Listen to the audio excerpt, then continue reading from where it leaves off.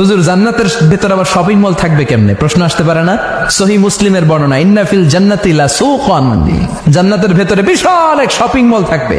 এটা বোধহয় আমাদের বসুন্ধরা শপিং কমপ্লেক্সের মতো হবে, যমুনা ফিউচার পার্ক। দুবাইতে যে একটা আছে বিশাল শপিং মল, মালয়েশিয়ার মিড ভ্যালি, এগুলোর মতো হবে মনে হয়। কত বিশাল যে শপিং মল হবে। সহিহ মুসলিমের বর্ণনা, প্রতি শুক্রবারে সব জায়গা থেকে বন বন করে মৌমাছির মতো জান্নাতীরা ওই শপিং মলে শপিং করতে আসবে। ইচ্ছে মতো দেদারসে পোশাক কিনবে, ইচ্ছে মতো শপিং করবে, টাকা দেয়া লাগবে না, ক্রেডিট কার্ড লাগবে না। সুবহানাল্লাহ পড়েন। ইচ্ছে মতো শপিং করবেন। দুনিয়াতে একটু কষ্ট করে হালাল উপার্জন করে খেয়ে যান।